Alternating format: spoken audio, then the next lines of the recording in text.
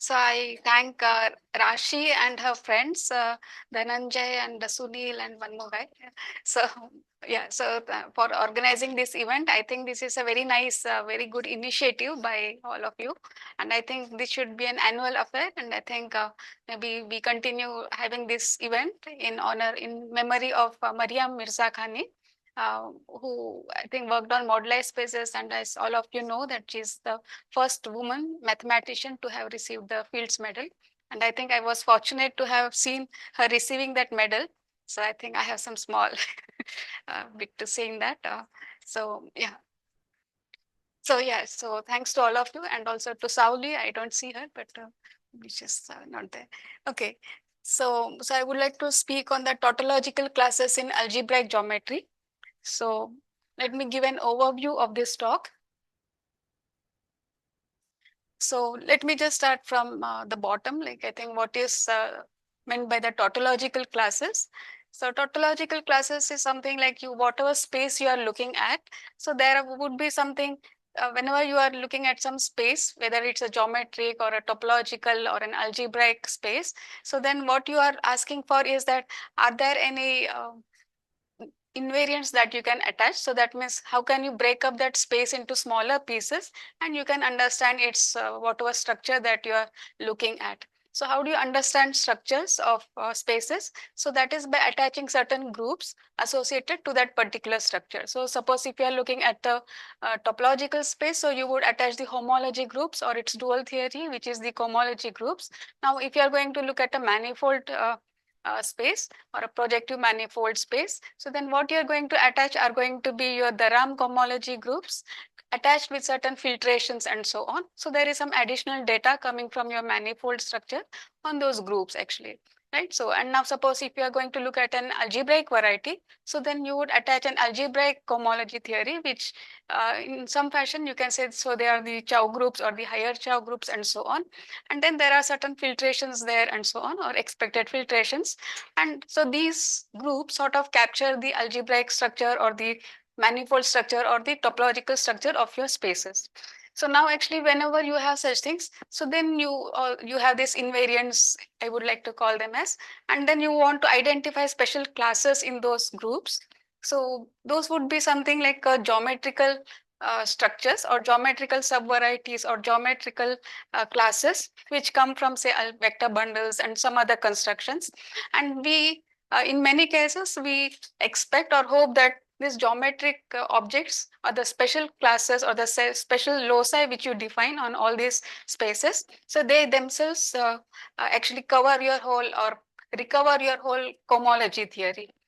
So, and in that sense, once you recover the whole cohomology theory by the special loci or the special geometric structures, then you say that you already understand the structure that you begin with. So this is, so there are some special cases or special examples where this is indeed true. And so the examples that come are the moduli spaces. So for instance, you can, the simplest moduli space is the Grassmannian variety. And then you can look at other, um, so moduli spaces are going to be parameter spaces of certain objects on a particular variety or a space.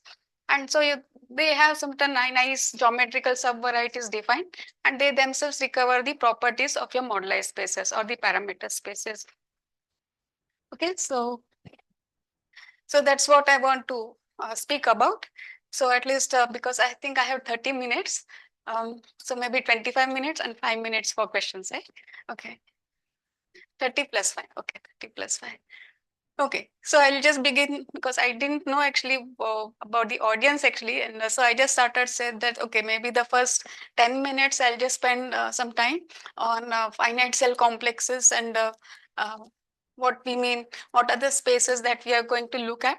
Those are the good topological spaces, which are your manifolds, and then the invariants that you attach. So those are the cohomology groups, and now actually the simplest manifolds that we consider we begin looking at. So those are your complex, your Euclidean spaces. And then we want to look at the projectified, that is the compactified Euclidean spaces. So those are going to be your projective spaces, which we also require them to be smooth.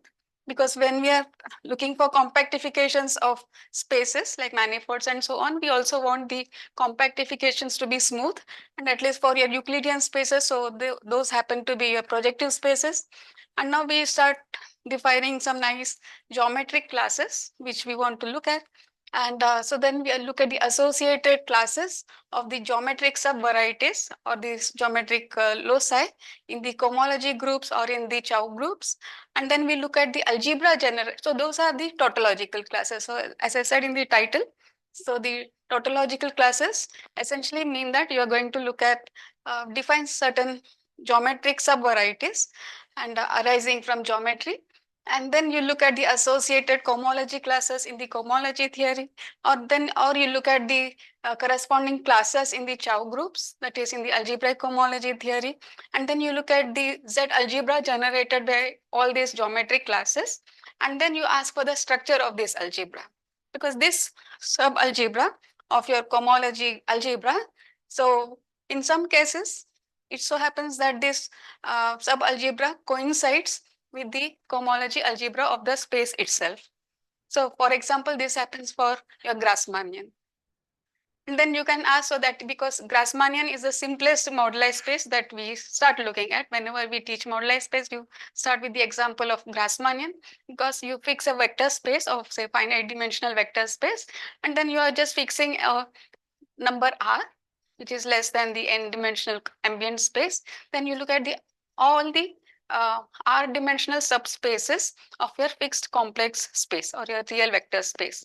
So that is the Grassmannian. So and that itself happens to be a manifold and so on. Then we define certain geometric subvarieties there, and then you look at the algebra generated by them, and those that essentially coincides with the cohomology algebra.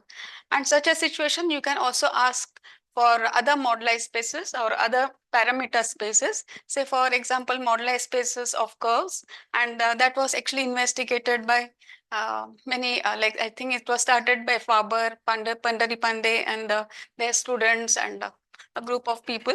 And then they also defined something called as a tautological algebra on such moduli spaces of say marked points of marked points of curves, and say of a fixed genus and with say n marked points. Okay, so that was another example that was studied widely. And then I think later maybe Vandergeer and so on, they also studied moduli of K3 surfaces and started defining geometrical classes or tautological classes, and looked at the subalgebra generated by those classes and tried to understand the structure of such a subalgebra. And then in other direction, actually, I think Boville, he also started looking at defining tautological classes or geometric classes, so which are going to be the Brill-Noether subvarieties of a Jacobian of a curve. And so he also tried to look at the algebra generated by this Brill-Noether loci and ask for the structure of this subalgebra. Actually, in the cohomology, we already know how it looks like, but so he actually looked at in the Chow groups, and that was difficult, I think.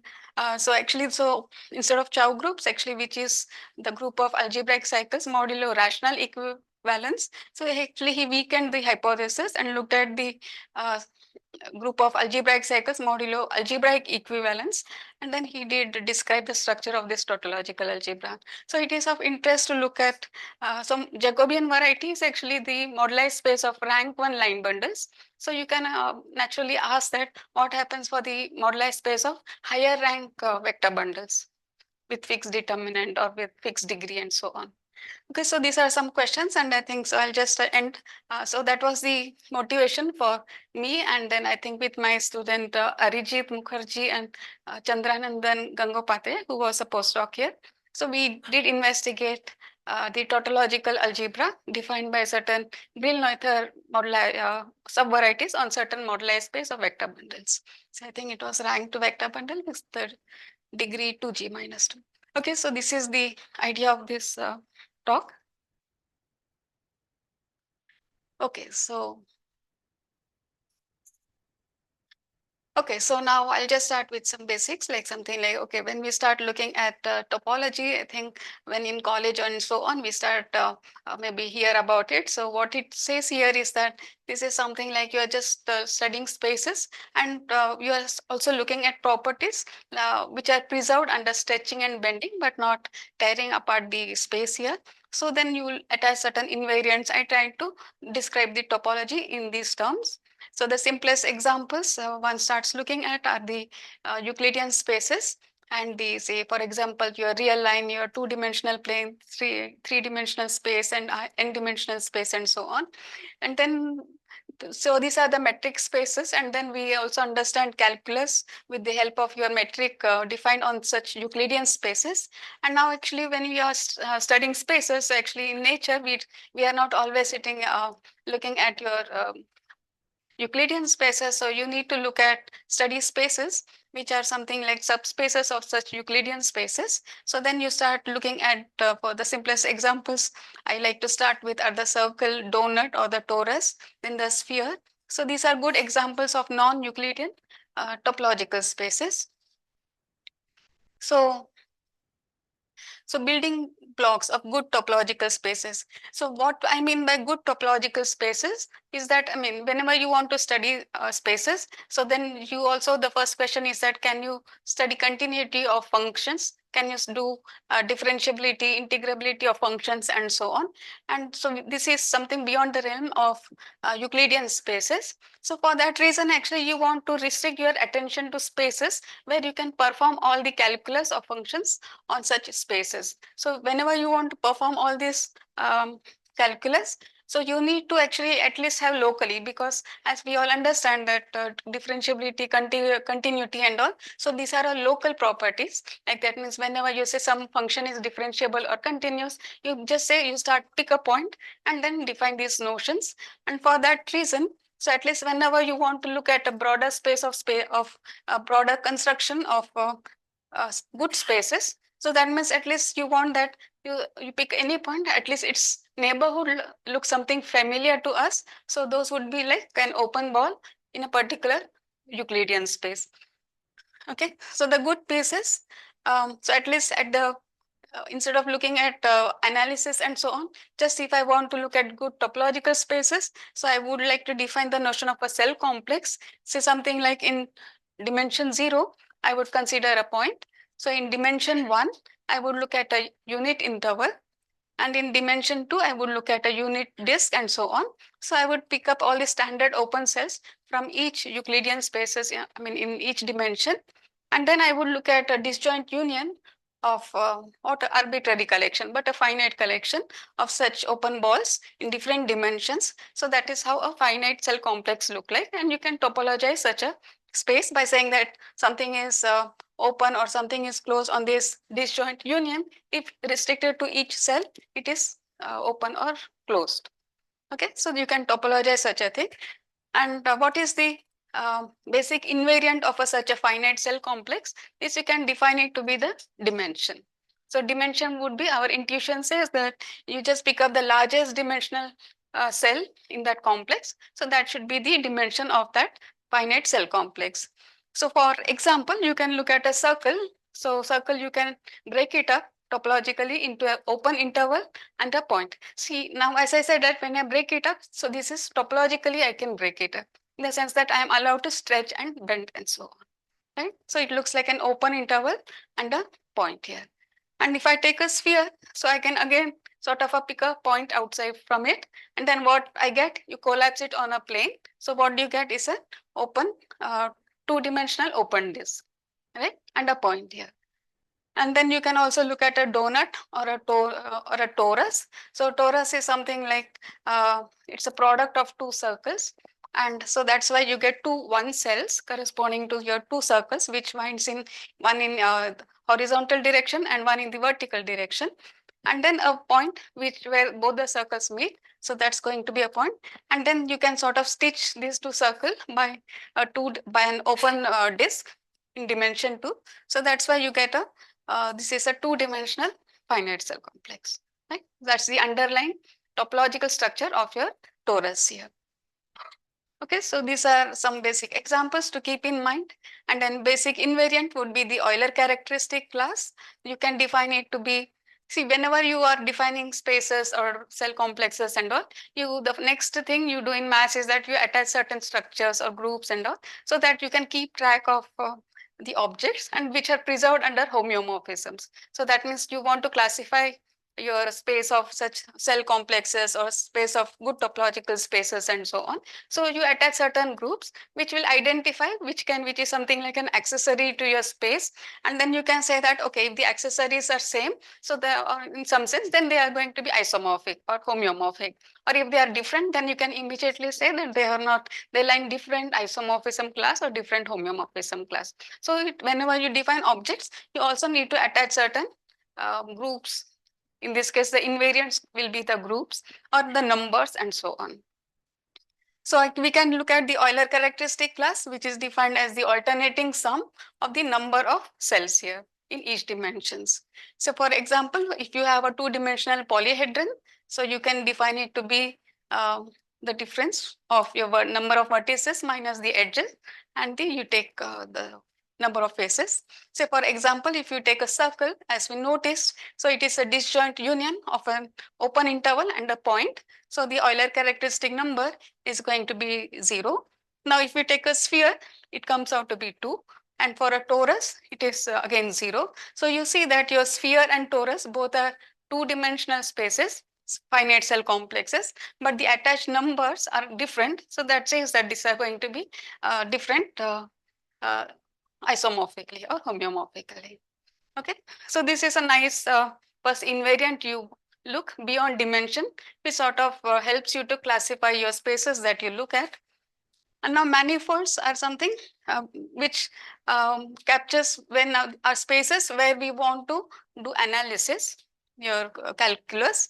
So for that reason, we want it to be covered by open cells, but not of different dimensions as in finite cell complexes, but all the all the open cells are lying in a fixed Euclidean space. So and it is identified with an standard open ball there.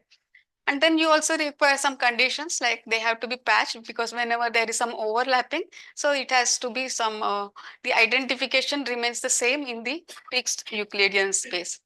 Okay, so this is what. So once you think of your manifold as a collection of open soil cells or open balls in the same Euclidean space, so then you can define functions on them, and then you can define the notion of continuity, differentiability, integrability, all for your corresponding open chart of open balls here.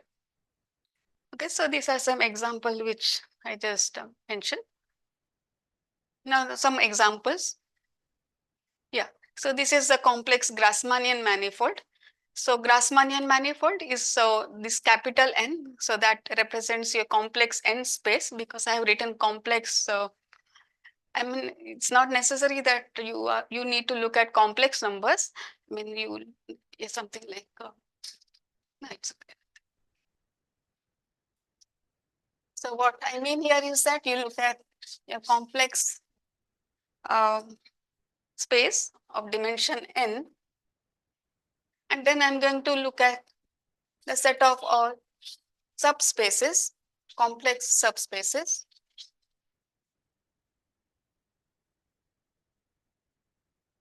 linear spaces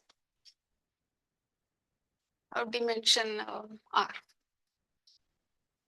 So somehow, because I like to call myself as a complex geometer, so I always write complex space, but there is no reason to fix with complex numbers. You can just work with any field, and but only that if you take with work with over any field, now there are all these questions about non-emptiness and so on. So that's why I like to restrict over complex algebraically closed field. So instead of complex space, you can for at least for this talk, you can think of your vector space as a algebraically closed field. Okay, you can always replace C by algebraically closed field of say characteristic C.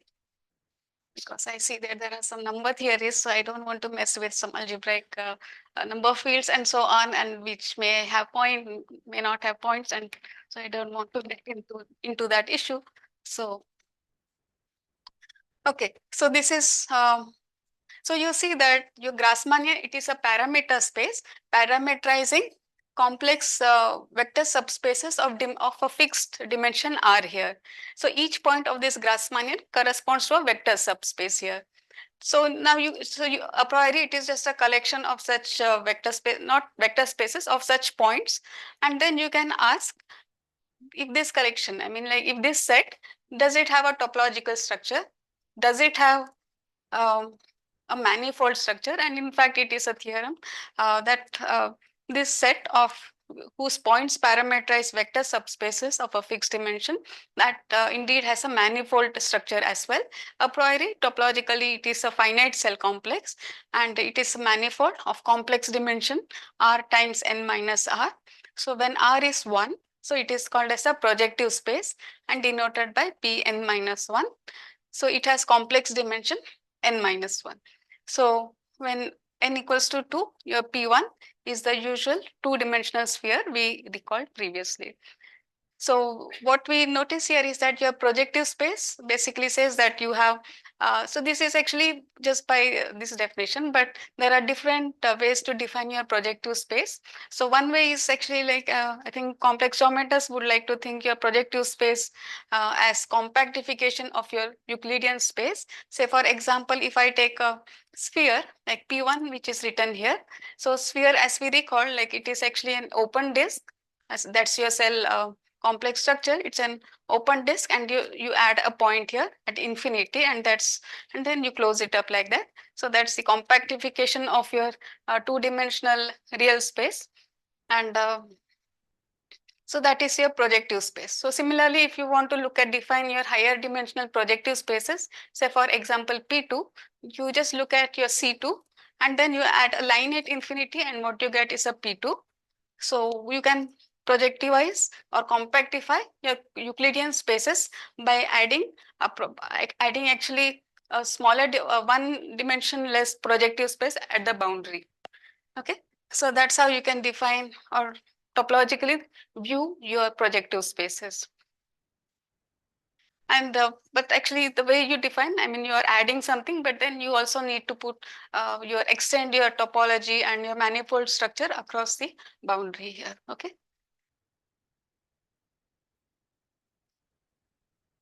Okay, so now we want to look at spaces which are different from your standard projective spaces or Grassmannians and so on. So then we come to algebraic varieties. So we want to look at now. So for example, you take your Euclidean space, and then you want to look at subspaces like we recalled as circle, sphere, and so on, torus, and so on.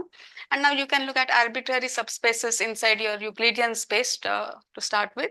But now actually, if you just start with some arbitrary subspace, it's going to be difficult to study them by in the context of attaching invariants and looking at their isomorphism classes and all. So we restrict our attention to special class of subspaces which are defined by polynomial equations. So this, as you see, like, I mean, you can define whenever you want to study subspaces, you start by looking at the lines, planes, and higher dimensional linear spaces there. But now actually you look at something defined by a single polynomial equation. So whenever you look at lines, planes, and all, so those are defined by linear equations. So similarly, then you can say, why just restrict our attention to linear equations? You also look at higher degree polynomials, look at its zero set. So those will define some nice space. And that is something, the next simplest class of examples that you can consider, because these spaces are defined by a single equation, and there is an automatically an invariant attached to it, which is the degree of that polynomial you can pick up. And then actually you can say, okay, why just restrict our attention to a single polynomial? And you can take a finitely many such polynomials, maybe in not just in one variable, in several variables, and look at their common zeros. So those are called as your algebraic varieties. And I'm not talking about the topology that we are looking at, but you can at least over complex numbers, just take the subspace topology defined on them. Then as I said that we want to look at projective spaces. So that means your spaces are compactified spaces, because somehow most of the theorems seem to work for compactified objects. Even if you are going to look at open spaces, you compactify them, you extend your objects across the boundary or at the compactification, and you try to understand those properties, and whatever invariants you get, you can restrict it back actually on your open part here.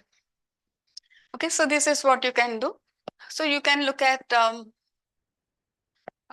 yeah. So whenever you define these algebraic varieties, which are defined by zero sets of finitely many bunch of polynomial equations in few number of finitely many variables.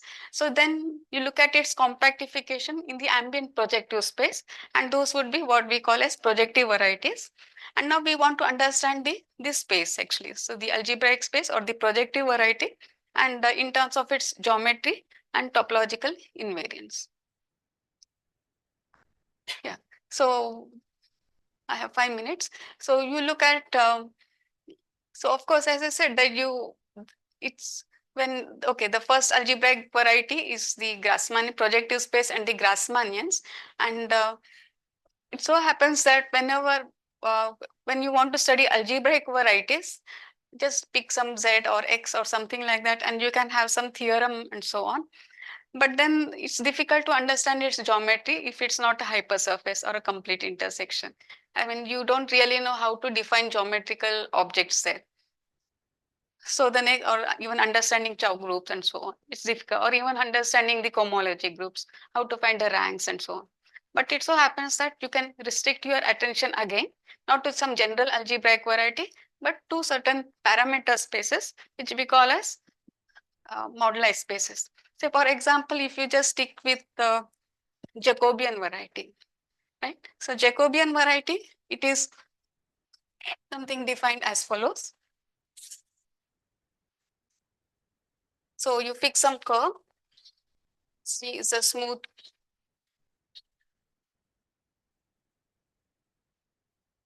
projective curve of genus G. So topologically, how it looks like? So this is like it. So it has G number of holes, and this is compactified object.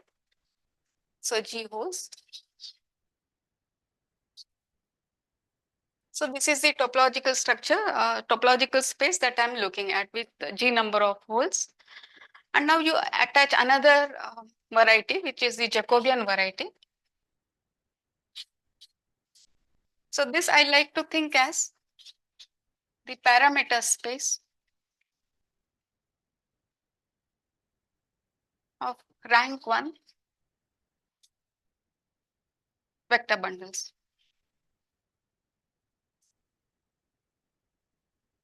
Say of degree 0. Okay. So there are other descriptions of your Jacobian variety also. So you can also think of it as a torus, which is described by the space of sections of your canonical space. Take its dual modulo your H1 CZ. So this is the first cohomology group. So that means this is a G-dimensional vector space, and you go modulo by a lattice here, maximal lattice here. Okay, so that this is a compact complex variety, complex manifold. So this is, for example, in the case of genus 1, this is just going to be your torus here. So that means whenever genus is 1, this is going to be your donut here. And topologically, this is going to be a product of such donuts topologically. Okay. So this is how your Jacobian variety looks like. But algebraically, you can think of it as parameter space of rank 1 vector bundles of degree 0. Okay. So now you want to understand the tautological classes on Jacobian varieties. And so here I think there is this example of Grassmannian. Maybe I'll explain that. So you can keep this in mind. And now let us just go back to Grassmannian. So Grassmannian varieties, as we mentioned before, so this parameterizes R-dimensional vector subspaces. And now what are the invariants you attach? So these are the cohomology groups. So I think it should be Z. And now the basic fact here is that these cohomology groups are finitely generated a billion groups. And now you can define certain special subvarieties in Grassmannian, which we call as geometric subvarieties or special loci here. So those are called classically as Schubert varieties. I think Schubert was the first person, I believe, who studied such subvarieties. So for that reason, you fix a complete flag. So this is so that each successive quotient is one dimensional. And now you look at the subvariety defined um, inside your Grassmannian to be the set of all linear subspaces or the points in the Grassmannian whose intersection with each of this flag has a minimal dimension here. So minimal, say, dimension is Ni. Okay. So you fix a complete flag and you look at all the linear subspaces of say dimension R whose intersection with each member of this flag is going to be at least Ni. So corresponding to one tuple of integers Ni, so you can attach certain subvarieties. So this is something geometric, right? And now you look at its corresponding homology class. You look at its fundamental class in the homology group and take its dual in the cohomology group. And then so those would be what I would like to call as tautological classes or geometric subvarieties here. And now you can look at the algebra generated by such classes. So you look at the algebra generated by those classes. So those you can call to be your tautological algebra of your Grassmannian. That is one aspect. Now you can also look at your Grassmannian is also equipped with a universal vector bundle, right? So a vector bundle in this case would be something like this, GRN, right? So here you have a vector bundle. So what is this vector bundle? So vector bundle is a family of vector spaces. So I pick some W here, which is a point here. So W essentially corresponds to a subspace inside Cn of rank R. So the fiber is precisely that particular subspace here. Okay. So your Grassmannian supports a vector bundle. That means supports a family of vector spaces. And that is called tautological because this is something as soon as that comes with the definition of your Grassmannian. Each point supports in fact a vector subspace there. And now once you have a vector bundle, you can define its Chern classes. So these Chern classes are geometric classes on your Grassmannian, and look at their uh, cohomology classes in the cohomology group and look at the Z algebra generated by these Chern classes. And this is called as a tautological algebra. So this tautological algebra admits a map to the cohomology algebra of your Grassmannian. And in this case, so this is a very special situation. This map happens to be an isomorphism. So basic question you ask is that you can always define certain geometric classes. It's your choice. You pick them, look at the algebra generated by them, and there is always a map to the cohomology algebra. And then you want to say that if your cohomology algebra of the space you started with is filled up by these geometric classes, that means is this map an isomorphism of algebras? So that is the basic question you ask in whichever cohomology theory you want to look at. Okay, so in this case, like for example, so the next example would be for a Jacobian. You can still define certain geometric classes here, which are the Brill-Noether subvarieties and so on. And then you can look at its algebra generated by those classes, and it admits a map to the cohomology algebra of your space. And then the question is that, is it injective? Is it surjective? And so on. Okay. So that's the question I like to study. I have looked at. So in this case, you can also look at, in general, you can ask this question. For any smooth algebraic variety, you can also sort of define geometric loci and so on, and try to define a tautological algebra cooked up by them. And even in not just in the cohomology group, but also in the Chow groups, you can look at the algebra generated by those classes, and then that admits a map to the tautological algebra in the under homological equivalence, and then you ask if this map is an isomorphism. So in general, like I think for an algebraic variety, you can so there are maps, cycle class maps from the Chow groups to your cohomology groups, and now you restrict that map to this algebra, Chow um, version of your tautological algebra. And then you look at its corresponding map, and then you try to understand that map itself. Does that help, or does that give more information, and so on? So some examples which I mentioned earlier. So those are the modelized spaces and so on. And then this is the Jacobians. So this was also studied by Boville and Polistow.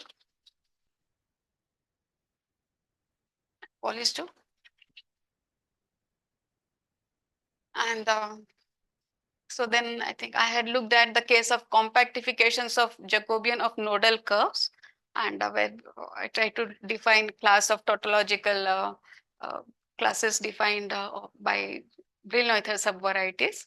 And then with Arijit and Chandranandan, so we also looked at the moduli space of, so this is the higher rank version of Jacobian actually. This I have written, this is the rank 1 line bundle. So you can also look at the rank 2 vector bundles of a fixed degree. And then we try to describe the tautological algebra generated by the Brill-Noether subvarieties. I think I'll stop here. Thank you very much. Any questions?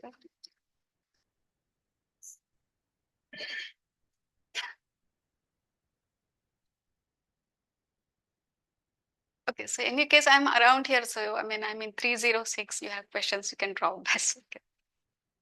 What? Geometric. Yeah, thank you. Geometric loci.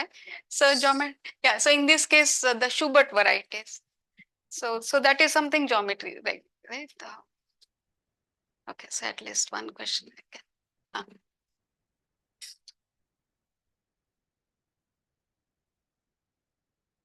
So the Schubert subvarieties, I like to call them as geometry, because you fix a complete flag and then you fix a subset of integers, a tuple of integers, say n1, n2, and so on. Right? And then you are going to look at all the points, or rather points in the Grassmannian will correspond to R-dimensional subspaces inside Cn. And then you pick one of them R-dimensional subspace, and you ask for the intersect. You intersect with each member of this flag, and you want that the dimension has to be at least ni. So not all of them. So for a fixed ni or for an arbitrary ni, not all subspaces will fulfill this inequality. So this is something geometry. So this happens for a Grassmannian. Now, suppose if I look at the Brill-Noether subvarieties, say pick in Jacobian. So this I said that it parametrizes line bundles of degree 0. So actually there are certain, so instead of degree 0, so I can replace this by say JD. Say I would call them to be of degree D, or line bundles of degree D. And then you can define certain subvarieties, say WD inside JD.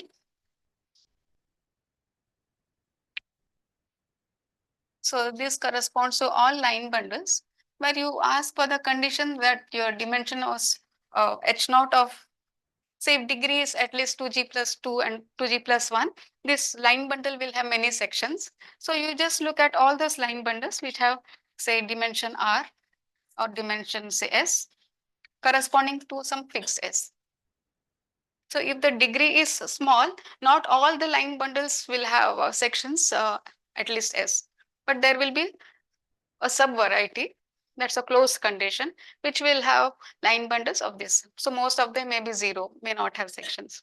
So this is a sub. So these are the Brill-Noether subvarieties. So you look at their cohomology class in the cohomology group or in the Chow group and so on. So this, I mean, the a priori, I mean, I've just defined it as a set, but then it also has a algebraic structure. These are defined by some sections of some vector bundles, and you can, so this is something geometric classes, because you impose certain geometric conditions. You are just picking at line bundles of in the moduli space of line bundles of having at least so many sections. That is it. So you can look at the algebra generated by all these WIs and then ask for the structure of that and look at its corresponding map in cohomology or just in Chow groups and try to understand, or not just in Chow groups, but under different equivalences like algebraic equivalences.